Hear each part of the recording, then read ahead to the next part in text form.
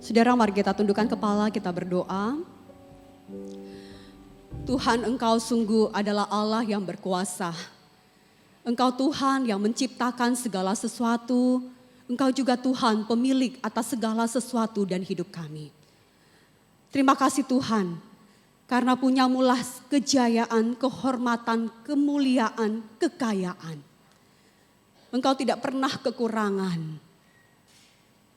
Engkau Allah yang memberikan kami kesempatan. Kalau kami boleh datang di rumah Tuhan, datang bersekutu dengan Tuhan, datang memberikan persembahan. Itu semata-mata karena anugerah yang besar dari Tuhan. Bukan karena kami hebat, bukan karena kami kuat, bukan karena Tuhan membutuhkan, tetapi semata-mata karena Tuhan mau kami lebih dekat dengan Engkau, berelasi dengan Engkau dan menikmati kehangatan kasih-Mu. Terima kasih Tuhan, Engkau mengundang kami hadir pada malam hari ini di dalam rumah Tuhan. Kami beribadah bersama-sama. Dan karena itu Tuhan, biarlah persekutuan kami ini ya Tuhan berbau harum di hadapan-Mu. Kami juga yang saat ini akan membaca dan merenungkan firman. Biarlah Tuhan persiapkan hati kami. Kami sungguh-sungguh membuka hati kami untuk diajar, dibentuk oleh Tuhan sendiri. Terima kasih Tuhan. Roh Kudus kiranya menolong setiap kami dengan segala keterbatasan kami. Menuntun baik hamba firman maupun setiap pendengar firman. Kami berdoa sama-sama memohon kasih karunia Tuhan di dalam nama Tuhan Yesus, Sang Firman yang hidup. Amin. Bapak Ibu Saudara, mari kita membuka bagian firman Tuhan kita. Di minggu Advent yang pertama ini kita bersyukur kita boleh terundang oleh Tuhan bersama-sama di tempat ini. 1 Tawarik pasal 29 ayat 7 sampai ayat 11 sampai ayat 17 dan Matius pasal 2 ayat 11. Kita fokus membaca 1 Tawarik 29 ayat 11 sampai 17. Matius 2 ayat 11 tadi sudah dibacakan dalam nats pembimbing. Bapak Ibu Saudara boleh memperhatikan Alkitab masing-masing. Saya bacakan buat kita semua Alkitab dalam terjemahan baru yang kedua. Bapak Ibu sebagai informasi, gereja sudah bekerja sama dengan LAI, Lembaga Alkitab Indonesia, untuk kemudian memesan Alkitab terjemahan baru yang kedua. Jikalau tidak ada halangan, minggu ini Alkitab itu akan tiba di gereja. Saya mendorong Bapak Ibu untuk bisa membeli Alkitab TB2 dan Bapak Ibu Alkitab itu covernya ada logo gereja GKM. Jadi bagi Bapak Ibu yang ingin membeli nanti bisa ke Depot Gamaliel. Mari kita perhatikan Alkitab kita 1 Tawarik 29 ayat 11 sampai 17. Ya Tuhan, Engkaulah yang punya kebesaran dan kejayaan, kehormatan, kemasyuran, dan keagungan. Ya segala-galanya yang ada di langit dan di bumi. Ya Tuhan, Engkaulah yang punya kerajaan dan Engkau yang tertinggi sebagai pemimpin melebihi segala-galanya. Sebab kekayaan dan kemuliaan berasal dari-Mu dan Engkaulah yang berkuasa atas segala-galanya. Di dalam tangan-Mu lah kekuatan dan kejayaan. Di dalam tangan-Mu lah kuasa untuk membesarkan dan mengokohkan segala-galanya. Sekarang, ya Allah kami bersyukur kepadamu dan memuji nama-Mu yang agung. Sebab, siapakah aku ini dan siapakah bangsaku sehingga kami mampu memberikan persembahan sukarela seperti ini? Sebab dari-Mu lah segala-galanya dan dari tangan-Mu sendirilah persembahan yang kami berikan kepadamu. Sebab kami adalah pendatang dan warga asing di hadapan-Mu, sama seperti semua nenek moyang kami.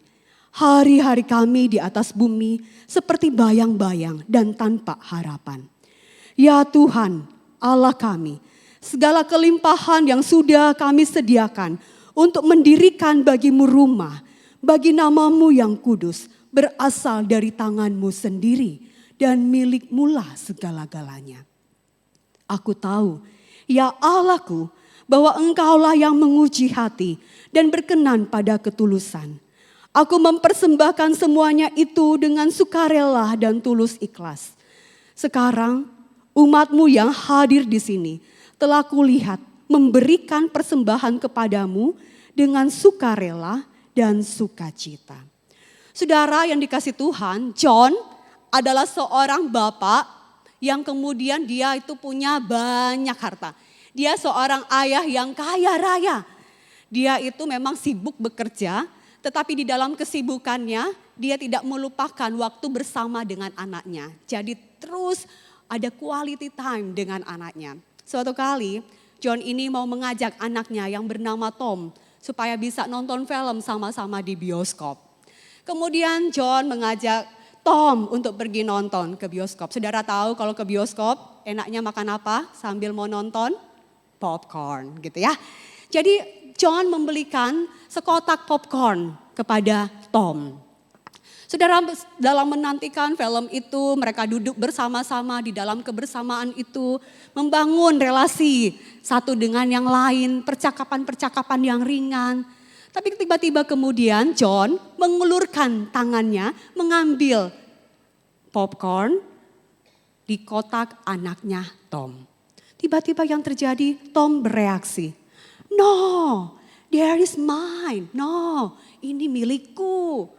Saudara yang dikasih Tuhan, John sebagai seorang papa kaget gitu. Anaknya kok bisa bereaksi seperti itu? Saudara tahu kenapa? Ada 3 hal. Yang pertama, John itu ketika dia memberikan Tom popcorn, sesungguhnya popcorn itu sumbernya tentu dari John. Itu uangnya John yang pergi ke counter, membelikan popcorn itu dan memberikan itu kepada Tom. Jadi sumbernya itu dari siapa? Dari papanya dong, dari John. Jadi Tom melupakan bahwa dia bisa makan popcorn itu karena papanya yang kasih. Bukan karena dia yang beli, dia belum bisa ada uang untuk membelikan popcorn. Yang kedua, Tom gak menyadari bukan hanya papa itu sumber, tapi papanya itu berkuasa loh. Papanya itu berotoritas. Kalau papanya mau, apa yang papanya bisa lakukan? Ya ngambil lah. Kamu anak gak tahu diri gitu ya. Iya, dia bisa ambil itu sebenarnya. Dan sebaliknya, John itu bisa kemudian membeli lebih banyak lagi popcorn. Bisa membeli seharga 10 juta kembali ke counter karena tadi dia papa yang kaya raya. Dia kemudian bisa membeli lebih banyak lagi dan bahkan menimbun Tom dengan popcorn-popcorn itu. Yang ketiga, bukan hanya tadi papanya sumber, kedua papanya berkuasa, berotoritas. Tetapi yang ketiga sebenarnya Tom gak tahu, papanya gak membutuhkan popcorn itu. Yang kalau dia butuh popcorn itu, dia pengen popcorn itu sudah dari awal belinya 2 kotak. Mau ukuran small, ukuran medium, ukuran large, itu terserah papanya. Papanya punya duit kok. Tapi dia tidak membelikan 2 kotak. Dia beli 1 aja. Jadi apa sih sebenarnya yang papanya inginkan? Papanya hanya mau supaya anaknya nih Tom mau bersedia berbagi. Membangun relasi tadi. Kasih antara papa dan anak. Saudara yang kasih Tuhan, pahamkah cerita ini? Saudara, seringkali hidup kita itu seperti itu. Bukankah Tuhan itu pemilik segala sesuatu? Bukankah dia adalah Tuhan yang sungguh empunya langit dan bumi, segala isinya yang ada di bumi dan hidup kita. Dia itu bukan cuman kaya raya, tapi Tuhan itu maha kaya. Dia empunya kok segala sesuatu, dia pemilik, dia pencipta, segala sesuatu itu ada itu karena Tuhan. Tuhan tuh seperti mau mengajak kita itu ke bioskop. Terus kemudian masing-masing kita itu dapat popcorn. Masing-masing kita itu dikasih, ada yang mungkin beberapa jumlahnya banyak, tapi semua dapat kok. Setiap kita dapat berkat itu. Dapat popcorn. Tetapi yang terjadi ketika kita dapat berkat, kita dapat itu, kita tuh langsung ngomong apa? Ketika Tuhan minta untuk kita bisa kasih kepada yang lain. Kita kasih kepadanya melalui orang lain ataupun melalui gereja. Oh no, there is mine. Enggak Tuhan, ini milikku. Kita merasa kita udah bekerja keras, kita merasa kita sudah melakukan segala sesuatu, itu semua karena aku. Itu karena aku, itu karena aku. Saudara yang kasih Tuhan, Kalau kita bisa bekerja, itu siapa sih yang kasih kekuatan? Siapa yang kasih kesehatan? Bukankah Tuhan? Dia pemilik kesehatan kita, dia pemilik segala kekuatan kita. Kalau kita bisa kemudian bekerja melayani Tuhan, kita punya toko, kemudian orang datang, pelanggan datang membeli, bukankah Tuhan yang menggerakkan hati mereka? Kalau kita seorang dokter, kita bisa bekerja melayani pasien, siapa yang kasih hikmat? Bukankah Tuhan yang kasih hikmat? Dia adalah sumber segalanya. Saudara, maka di saat ini kita akan lihat tentang ketika bicara persembahan, ada 3 hal yang kemudian kita akan lihat di dalam bagian yang sudah kita baca. Sangat menarik, sangat-sangat menarik.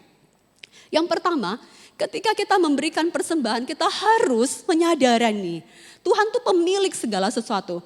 Jadi mengakui kepemilikan Tuhan atas segala sesuatu hidup kita.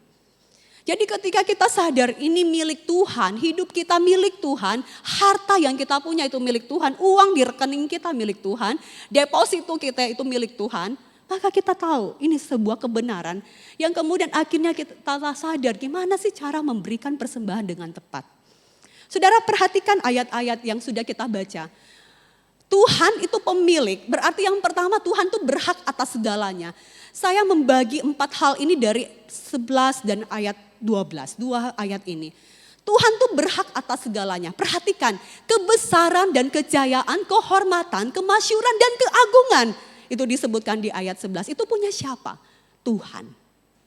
Tuhan yang punya kebesaran, Tuhan yang punya kejayaan, Tuhan yang punya kehormatan. Saudara, kalau saudara saat ini dalam kondisi yang berjaya, saudara punya kehormatan, saudara punya posisi tertentu, siapa yang kasih? Tuhan. Tuhan yang punya itu. Kebesaran, kehormatan, kejayaan itu milik Dia. Tetapi bukan hanya itu, berhak atas segalanya, tapi Tuhan juga itu adalah Tuhan yang berotoritas. Tuhan yang berotoritas di dalam ayat selanjutnya dikatakan kerajaan melebihi segala-galanya sebagai kepala. Tuhan itu melebihi pemerintah-pemerintah yang ada di dunia. Dia berotoritas. Dia itu punya hak atas hidup kita. Dia punya hak atas bangsa-bangsa. Dia yang membangkitkan pemimpin-pemimpin dan juga menjatuhkan pemimpin. Tuhan itu punya otoritas. Saudara, di dalam kondisi sekarang kita sedang menantikan juga masa-masa pemilihan presiden. Ingat, Tuhan berotoritas. Kita terus berdoa pemimpin yang akan terpilih. Tetapi di dalam masa-masa ini ingat, saat orang-orang Kristen ada begitu banyak ya, banyak sekali goncang-gancing gitu. Tetap percaya Tuhan kok yang pegang Indonesia. Amin. Percayakan kepada Tuhan. Tetapi bukan hanya berhak atas segalanya, berotoritas. Kalau bicara Tuhan itu pemilik, berarti Tuhan itu berkuasa juga. Berkuasa sebab kekayaan dan kemuliaan berasal daripada Tuhan dan Tuhanlah yang berkuasa atas segala-galanya. Saudara punya uang sekali lagi itu milik Tuhan. Saudara punya apa itu milik Tuhan. Kekayaan, kemuliaan itu milik Tuhan. Segalanya itu milik Tuhan. Dia berhak atas segalanya, dia berotoritas, dia berkuasa, tapi juga nih dia berdaulat. Artinya ketika bicara berdaulat, ayat ini menarik. Di dalam tangan Tuhan kekuatan dan kejayaan. Ayat 12 kita perhatikan. Dalam tangan Tuhan kuasa membesarkan dan mengokohkan segala-galanya. Ayat 12 itu di bagian akhir dikatakan Tuhanlah yang kemudian tangannya itu membesarkan dan mengokohkan segala-galanya. Artinya Tuhan itu berdaulat. Tuhan itu yang pegang kendali. Terkadang hidup kita itu menjadi sulit karena apa? Kita tuh suka pegang kendali. Kita merasa kita bisa melakukan ini, melakukan itu karena saya bisa. Coba kita renung, dikasih waktu sejenak saudara merenungkan selama tahun 2023. Ada begitu banyak pergumulan hidup, bahkan masalah yang terjadi dalam hidup rumah tangga, pekerjaan atau apa. Kadang-kadang itu karena apa? Kita nggak betul-betul mau bertanya sama Tuhan, nggak berserah sama Tuhan, kita mau pegang kendali. Kita pikir dengan cara ini bisa. Saya melakukan ini, keputusan ini bisa dengan cara saya. Relasi dengan suami istri terjadi masalah. Karena apa? Kita juga mau pegang kendali situasi yang ada. Ketika kita berserah secara penuh kepada Tuhan dalam kedaulatannya, sebenarnya kita tuh sedang belajar percaya Dia yang sesungguhnya memegang setiap detail hidup kita. Amin. Setiap detail hidup kita itu di tangan Tuhan. Dia tahu yang terbaik. Maka tanya Tuhan. Jangan cepat-cepat ambil keputusan. Bahkan dalam situasi panik, situasi yang sulit, lebih bagus jangan ambil keputusan. Saudara, tetapi diam diri di hadapan Tuhan. Bertanya Tuhan mau apa. Saudara yang kasih Tuhan. Suatu ketika ada seorang pemuda yang kaya raya. Dia seorang CEO. Dia punya perusahaan, dia hebat. Dia mendengarkan khotbah dari seorang pendeta. Pendeta tuh bilang, khotbahnya mirip seperti khotbah saya. Poinnya adalah apa? Segala sesuatu tuh milik Tuhan. Ketika pemuda itu dengar khotbah, masa sih segala sesuatu tuh milik Tuhan? Aku sudah bekerja keras, sudah berusaha, masa ini milik Tuhan? Saudara, di dalam arogansinya pemuda ini kemudian mengundang pendeta itu. Pak Pendeta, saya ingin mengundang Bapak pergi ke rumah saya. Saya akan buat jamuan kasih. Bapak Pendeta ini agak enggan, tapi kemudian pemuda ini memaksa dan akhirnya dia pergi. Pergi bersama-sama dengan pemuda ini, kemudian ke rumahnya. Dan mulailah pemuda ini menunjukkan apa yang dia punya. Pak Pendeta, ini rumah saya. Wah, anak muda ini begitu kaya raya. Rumahnya itu wah mewah sekali. Mewah sekali. Terus kemudian dia mulai bawa ke tempat parkiran. Wah, mobilnya bukan cuma 2, ada 3, ada 4. Mobilnya juga mahal-mahal. Wah, hebat sekali gitu ya. Terus kemudian pemuda ini mulai membawa Pak Pendeta masuk ke dalam rumahnya, ke dalam ruangannya. Dan Pak Pendeta ini lihat perabot-perabot yang sangat mewah. Mahal harganya. Semua desainnya, interior itu betul-betul wow. Hebat. Terus kemudian dia mulai ajak Pak Pendeta mari kita ke belakang rumah. Dia mulai menunjukkan, wah rumahnya di belakang itu ada kolam renang. Wah ini private swimming pool, ini private pool. Wah kalau mau berenang orang ini senang sekali ya, udah gak perlu jauh-jauh, udah ada di rumahnya. Hebat, masih muda, kaya raya. Terus kemudian mulai masuk ke ruang makan. Dia mulai menjamu Pak Pendeta dengan makanan yang mahal-mahal, yang enak-enak. Terus kemudian dia bercerita siapa dirinya. Dan dia berkata, Pak Pendeta berani berkata bahwa ini bukan milik saya. Pak Pendeta itu diam. Dan dengan hikmat Tuhan, Pak Pendeta ini berkata, hai anak muda, tanyakan pertanyaan ini 100 tahun lagi. Sudah tahu maksudnya? 100 tahun lagi adakah dia di dunia ini? Gak ada. Semuanya apa? Tanyakan pertanyaan ini 100 tahun lagi. Saudara, betapa kita itu sombong ya. Kita merasa apa yang kita punya itu milik Tuhan. Kita itu sulit untuk berbagi, memberikan persembahan yang terbaik. Kasih bantu orang. Karena apa? Yang kita pikir, there is mine, ini milikku. Aku udah berusaha bekerja semuanya. Kenapa Tuhan mau minta? Bagaimana bisa Tuhan pemilik segala sesuatu? Ini usahaku, aku yang banting tulang. Saudara lupa diri, semuanya itu berasal dari Tuhan. Kalau Tuhan mau ambil kesehatan kita itu mudah, sangat mudah. Saudara, berapa minggu ini saya itu mengalami masalah dengan GERD, asam lambung. Sampai 2 kali itu sempat masuk rumah sakit. Itu enggak mudah. Kesehatan itu anugerah, betul-betul anugerah. Kalau Tuhan kasih kesehatan. Kalau kita masih hidup di bawah Tuhan, ke rumah Tuhan, melayani Tuhan, dipakai Tuhan, bekerja, memberikan persembahan, itu anugerah Tuhan. Jangan kita melihat itu milik kita. Karena mudah sekali tadi seperti John. Dia berkuasa, dia bisa mengambil popcorn itu atau sebaliknya memberi lebih banyak. Tuhan kita tuh berkuasa untuk memberikan popcorn lebih banyak buat kita. Amin. Tuhan itu punya kuasa untuk mengambil dari kita. Punya kuasa. Kalau kita punya keluarga, punya pasangan, punya orang tua, punya anak, ingat Itu pun titipan Tuhan. Karena ada waktunya ketika Tuhan mengambil itu. Maka jangan sia-siakan kesempatan hidup. Terus hidup di dalam Tuhan.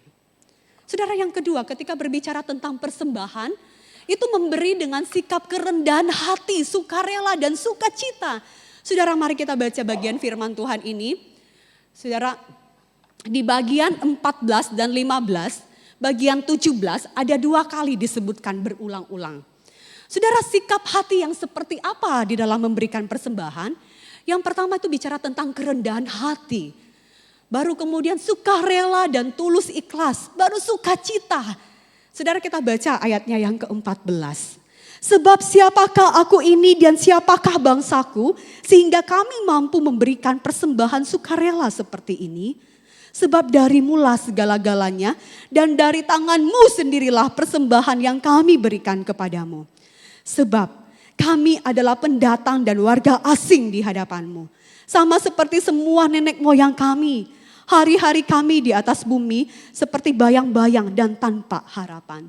Saudara, konteks daripada bagian ini ketika kita membaca bagian ini sebenarnya adalah konteks bagaimana orang-orang Israel bersama dengan Daud. Ketika mereka mempersiapkan pembangunan rumah Allah, bait suci di Yerusalem. Mereka sudah mengumpulkan emas, perak, tembaga, besi dengan jumlah yang sangat banyak untuk pembangunan itu. Wow, sangat banyak saudara. Saudara bisa lihat di ayat-ayat sebelumnya. Tetapi ketika mereka selesai itu, doa dari Daud itu menggambarkan doa pujian yang sangat indah. Dan ayat ini salah satu yang kita baca, bagaimana Daud menunjukkan sikap hatinya. Dia katakan, siapakah aku ini dan siapakah bangsaku ini? Saudara, Daud itu bicara dalam bahasa asli itu mi anoki. Itu menunjukkan bahwa betapa terbatasnya kesadaran akan eksistensi diri di hadapan Allah. Bagaimana bisa yang kecil berhadapan dengan yang maha besar? Kita manusia itu kecil, maha kecil berhadapan dengan Tuhan yang maha besar. Daud sadar ketika bisa bawa persembahan, itu sesungguhnya karena kemurahan Tuhan loh. Bukan karena dia hebat. Saudara, kalau kita boleh memberikan persembahan, sekali lagi, Tuhan minta persembahan kita bukan karena dia kekurangan. Wong dia yang punya kok langit dan bumi. Dia pencipta, dia penguasa, tadi semua kejayaan, kehormatan, kemuliaan itu dia yang punya. Tapi kok bisa, kenapa kita memberikan persembahan? Saudara, mengapa kita memberikan persembahan? Saudara, sama seperti tadi sebuah kisah yang kecil. Bagaimana John sebenarnya gak butuh popcorn itu. Tetapi dia mau. Supaya apa? Anaknya Tom itu bisa rela berbagi. Mengikuti teladannya yang mau memberi. Saudara, ayat hafalan yang mungkin pertama kita hafal itu Yohanes 3 ayat 16. Kita hafal sama-sama ya. Yohanes 3 ayat 16, 1, 2, 3. Karena begitu besar kasih Allah akan dunia ini sehingga ia telah memberikan. Berhenti di situ. Siapa yang beri? Iya, Tuhan. Ia memberikan apa? Ia memberikan anaknya yang tunggal. Satu-satunya. Diberikan kepada manusia. Kepada manusia yang berdosa, yang pantas dihukum. Saudara, peristiwa Natal tidak bisa dipisahkan dengan peristiwa salib dan Paskah. Karena itu bicara tentang karya keselamatan Allah di dalam Kristus. Bagaimana dia memberikan putranya yang tunggal buat manusia. Karena kasihnya yang besar itu buat kita. Saudara, Bapa di surga memberikan teladan, memberi. Setiap teks-teks Alkitab di dalam PL maupun PP itu menunjukkan karakter Allah Bapa memberi. Jadi pada waktu sebenarnya kita diberikan kesempatan untuk memberi persembahan itu bukan karena Tuhan itu kekurangan, dia nggak cukup, bukan. Tapi dia mau supaya kita meneladani dia, mau memberi. Dia mau kita berelasi intim dengan dia, membangun kasih dengan dia. Apakah kita mau berbagi atau tidak? Saudara yang kasih Tuhan, kerendahan hati itu dibutuhkan. Sukarela, sikap sukarela, tulus ikhlas, sukacita di dalam memberi. Saudara yang dikasih Tuhan, saya ingat masa waktu saya mahasiswa. Ya, sendiri banyak mahasiswa ya. Waktu mahasiswa kuliah tinggal di asrama.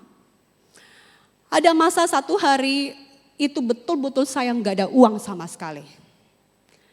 Kami di asrama punya sistem nanti kalau hari Sabtu itu asrama menyediakan makan cuma sampai siang. Malamnya cari sendiri. Minggu juga cari sendiri gitu ya. Karena dianggap weekend pelayanan, jadi memang nggak ada disiapkan makanan dari asrama. Jadi kami mahasiswa yang harus cari sendiri. Saudara, saya bergumul minggu itu, masuk aja minggu itu hari Senin, Selasa, Rabu, udah tahu. Ini uangnya udah nggak ada di dompet sama sekali, udah nggak ada. Saudara, kalau misalnya ya weekend berarti kan ke gereja gitu ya, pelayanan di gereja. Berarti kan ke gereja, ke ibadah memberikan persembahan. Saya waktu itu sebagai mahasiswa untuk persembahan pun udah gak ada. Mau kasih persembahan udah gak ada. Saudara, saya tuh berdoa tanya sama Tuhan, Tuhan jangan permalukan gitu ya. Mau ke gereja saya gak bisa kasih persembahan gitu. Makan pun gak bisa kalau begitu ya. Sabtu malam sama Minggu pagi siang malam gitu ya. Kalau Senin udah disiapkan makan ya.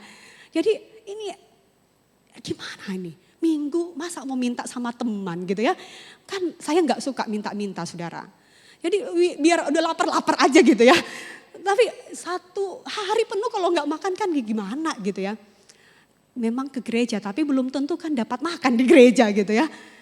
Jadi saya bergumul, Tuhan saya gak ada uang, kasih persembahan gak bisa, mau makan gak bisa. Bagaimana Tuhan? Saudara, ini keajaiban ya. Saya saksikan. Waktu itu Jumat, hari Sabtu, wow, tiba-tiba saya asrama putri dapat informasi. Ada hamba Tuhan dari Manado datang. Mereka datang di lantai 3, kami di lantai 4. Di lantai 3, oh ya udahlah, saya nggak sebut namanya ya. Jadi hamba Tuhan itu datang dari Manado, mau berkunjung kepada anak-anak Manado yang ada di asrama. Saudara, saya pergi ikut jamuan. Waktu itu mereka siapkan makan gitu ya. Jadi ikut fellowship ya, bahasanya fellowship. Anak-anak Manado fellowship, ketemu dengan hamba Tuhan ini. Selesai itu, Bapak Ibu Saudara tahu, saya nggak nyangka gitu ya. Udah mau pulang ini hamba Tuhannya, suami istri, udah mau pulang. Terus dia bilang, sini kalian mahasiswa, nih dapat, dikasih amplop. Nih ampau, udahlah buat kalian ini. Wah, heran gitu ya. Itu hari Sabtu siang gitu. Saudara, saya buka amplop itu, ada 2 lembar, 50-50. 2 lembar.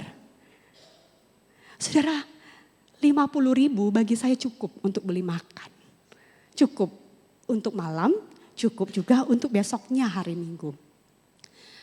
Mau kasih persembahan, nih kasih persembahan 50.000, ini saya pikir mau tukar lagi enggak ya 50.000 ini. 50.000 lagi tukar enggak ya, supaya bisa cukup lagi untuk yang lain, tiba-tiba ada kebutuhan lain tukar lagi enggak ya. Saudara tahu itu ujian buat saya. Ujian, Tuhan kasih 52 lembar. 50 memang untuk makan cukup, udah hitung-hitung bisa. Nah 51-nya Tuhan uji mau kasih persembahan semuanya atau enggak. Atau mau tukar-tukar. Saudara, seringkali kita tuh datang ke rumah Tuhan, kita tuh persiapkan persembahan atau enggak ya. Ini kita masih mau tukar-tukar uang gitu ya. Saya juga waktu itu Tuhan tegur ya, kamu mau tukar-tukar uang ya.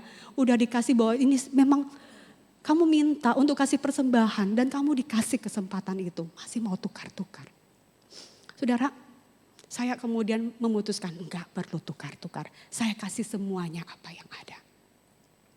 50 untuk beli makan, 50 untuk persembahan. Kasih semuanya. Dan cukup. Hidup saya Tuhan pelihara. Memasuki hari selanjutnya, hari Senin, hari berikut, datang gitu ya. Jadi uang sakunya tiba tepat ya. Memang di masa itu udah dapat uang saku, dapat makan. Ya hidup terus berlanjut gitu ya. Saya lihat Tuhan tuh, dia tuh baik ya, sungguh baik. Saat kita minta apa, dia kasih. Saudara, dibilang hidup hamba Tuhan tuh pas-pasan nih memang. Pas-pasan. Pas butuh apa, Tuhan kasih. Pas butuh makan, Tuhan kasih. Pas butuh mau kasih apa, Tuhan kasih. Itu pas-pasan. Itu anugerah yang kami nikmati. Hidup bersama-sama Tuhan. Menikmati keajaiban anugerah Tuhan yang mencukupkan dan memelihara hidup kita. Tuhan mau kita memberi dengan sukarela, saudara, bukan dengan paksaan. Saudara, kalau kita mau datang kepada Tuhan, kita harus punya hati yang betul-betul sukarela. Memberikan persembahan itu dengan sungguh-sungguh, dengan tulus, ikhlas, dengan sukacita. Bukan karena kewajiban dan terpaksa. Ya nanti, ini ditanya-tanya lagi sama majelis. Aduh, gak enak gitu, udah dikasih amplop gitu ya, gak enak begitu. Ada persembahan bulanan, aduh gak enak gitu. Saudara, kita harus memberikan tadi kerendahan hati, sukarela, sukacita. Karena dia telah menunjukkan bagaimana dia memberikan hidupnya itu secara total buat kita. Anaknya yang tunggal itu lahir menjadi sama dengan manusia. Kita tahu itu peristiwa Natal. Bagaimana hidupnya secara total diberikan buat kita manusia. Nyawanya tidak disayangkan untuk kita. Apalagi untuk yang lain. Tuhan sanggup memberikan popcorn lebih banyak kepada kita. Amin saudara. Saudara, selanjutnya ketika bicara tentang persembahan, ini persembahan itu menyediakan persembahan terbaik, bukan menyisakan buat persembahan. Menarik saudara kalau kita lihat ayatnya yang ke-16. Mari kita baca sama-sama ayat yang ke-16. 1, 2, 3.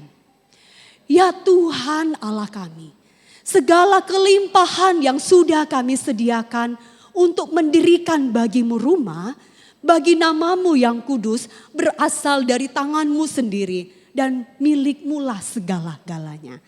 Perhatikan saudara yang saya bold, yang kasih warna berbeda. Yang sudah kami sediakan. Saudara, Daud dan umat Israel itu menyediakan persembahan. Bukan nanti menyisakan apa yang sudah ada dalam milik mereka. Ini udah hasil selesai dulu, kebutuhan saya dipenuhi, baru kemudian saya kasih sama Tuhan. No. Itu betul-betul disediakan. Apa sih yang mereka sediakan? Mari kita baca. Ayat yang ketiga dari pasal 29. Lagi pula oleh karena cintaku kepada rumah Allahku, maka sebagai tambahan pada segala yang telah kusediakan bagi rumah kudus, aku memberikan kepada rumah Allahku emas dan perak kepunyaanku sendiri. 3.000 talenta emas dari emas Ofir dan 7.000 talenta perak murni untuk melapisi dinding ruangan. Emas untuk barang-barang emas dan perak untuk barang-barang perak dan untuk segala yang dikerjakan oleh tukang-tukang. Siapakah pada hari ini yang rela memberikan persembahan kepada Tuhan? Daud, dia katakan dia memberikan itu tadi sejumlah emas, perak, tembaga. Saudara, dan saat ditantang orang-orang umat Israel, nih responnya sangat baik. Ayat 6. Lalu para kepala kaum keluarga, para kepala suku Israel, para kepala pasukan 1.000 dan pasukan 100, serta para pemimpin pekerjaan untuk raja menyatakan kerelaannya. Mereka menyerahkan untuk pekerjaan rumah Allah 5.000 talenta emas dan 10.000 dirham, 10.000 talenta perak dan 18.000 talenta tembaga serta 100.000 talenta besi. Saudara, semua itu dipersiapkan untuk dibawa kepada Tuhan. Dipersiapkan. Saudara, saat kita memberikan persembahan kepada Tuhan, apakah kita sungguh-sungguh memang mengkhususkan itu untuk Tuhan? Mempersiapkan itu untuk Tuhan? Atau kita datang ke rumah Tuhan, kita sungguh-sungguh datang mau ke rumah Tuhan beribadah, tapi hati kita sebenarnya untuk memberikan persembahan kita nggak siap gitu. Tiba masa, tiba akal. Nanti kalau ada persembahan baru buka dompet baru kasih. Lihat mana yang jumlahnya paling kecil gitu ya, dikasih. Padahal kita punya lebih banyak. Kita bisa kasih sebenarnya yang lebih banyak. Saudara, Di masa setelah pandemi ini ya, gereja menetapkan pemberian persembahan itu lewat scan barcode. Bukan lagi jalan. Ini bukan masalah bentuk ya, bukan. Tapi coba jujur. Ketika kita kayak tadi ya, udah kasih persembahan, scan barcode. Kita betul-betul gak kasih persembahan kalau kita punya kemampuan untuk itu.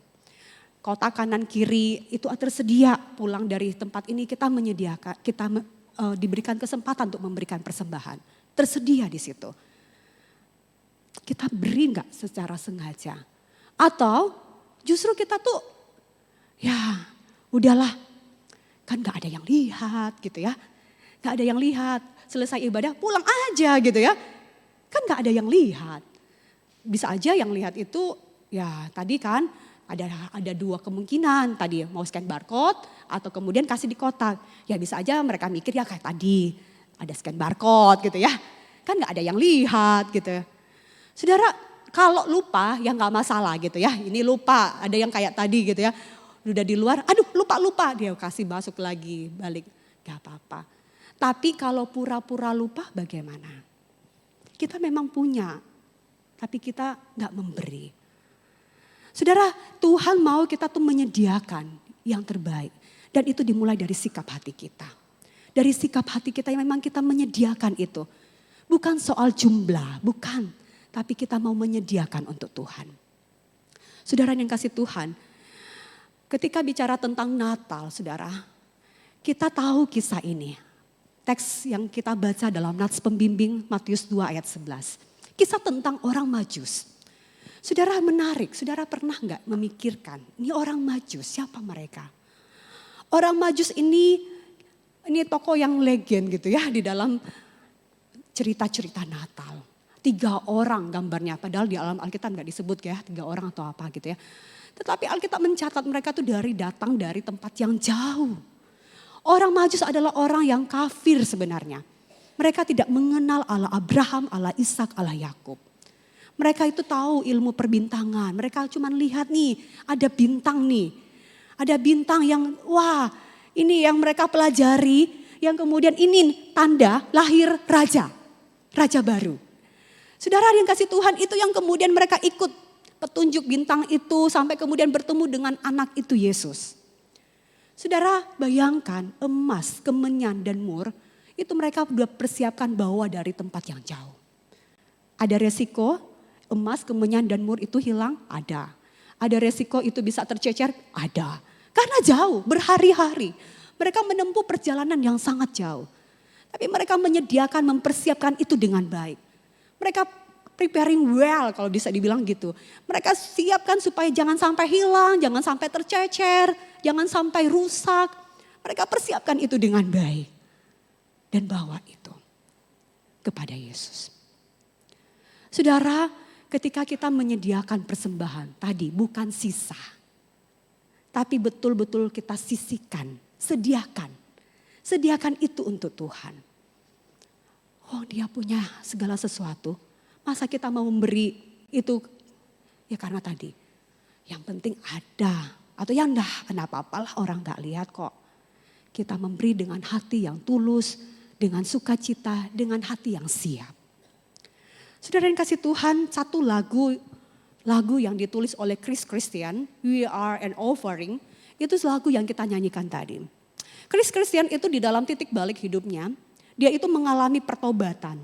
Terus kemudian dia menulis satu lagu ini, We Are an Offering. Saudara dia menunjukkan, ini suaraku, ini tanganku. Semuanya aku persembahkan untuk Tuhan. Kenapa sih tangan dan suara? Saudara, tangan dan suara itu mewakili satu kalimat yang penting. Hidup manusia itu bukan cuma sekedar kata-kata, tapi tindakan. Bukan sekedar kata-kata, tapi tindakan. Suara dan juga tangan. Tindakan yang real. Ketika kita bilang hidup kita ini adalah persembahan. Ingat Roma pasal 12. Apa yang dikatakan Paulus? Kita ini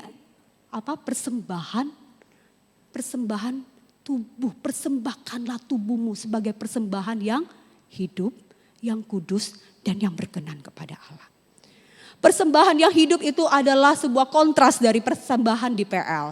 PL itu yang namanya persembahan, korban itu mati. Tetapi PEB berbicara tentang persembahan yang hidup dan hidup yang baru. Hidup yang sudah dibaharui oleh Roh Kudus. Persembahan yang hidup. Persembahan yang kudus itu bicara apa? Terpisah dari segala kekotoran, kenajisan. Yang berkenan itu adalah hasil. Yang berkenan kepada Allah. Saudara, bagaimana kemudian persembahan kita itu menyenangkan hati Tuhan. Saat kita memberikan hidup kita, saudara anak muda, saudara mungkin berpikir saya juga sama seperti tadi ceritanya. Untuk makan pun susah, saya cuma kos dan sekarang lagi nunggu gitu ya, kiriman belum dapat. Ini diminta mau memberikan persembahan yang mana gitu ya persembahan. Saudara saya ingin katakan persembahan yang Tuhan minta itu keseluruhan hidup kita. Amin. Keseluruhan hidup kita. Tubuh kita ini adalah persembahan. Dan itu harusnya berbau harum bagi dia. Saudara punya apa, Tuhan kasih apa, talenta yang saudara miliki, kasih itu buat Tuhan. Saudara terlibat dalam pelayanan. Saudara melayani Tuhan itu adalah persembahan saudara buat Tuhan. Persembahan tubuh saudara. Saudara melakukan apa buat Tuhan? Lakukan itu dengan segala yang sudah Tuhan kasih buat kamu. Saudara punya bakat, punya ilmu IT. Saudara punya kemampuan untuk lighting. Silakan persembahkan itu. Gereja membutuhkan itu. Supaya contoh yang terbantu. Semua kita bisa lakukan. Apa yang Tuhan sudah kasih buat kita. Kasih buat Tuhan. Dia bisa mengambil popcorn itu. Atau bisa memberikan lebih banyak. Tapi apakah kita mau punya sikap hati memberi buat dia. Dengan mengakui kepemilikan Tuhan. Mari kita berdiri. Saya minta singers bisa bantu. Kita nyanyikan lagu ini, We Are an Offering. Dengan penuh kesungguhan kita datang kepada Tuhan. Ini suaraku, ini tanganku. Pakailah untuk Tuhan.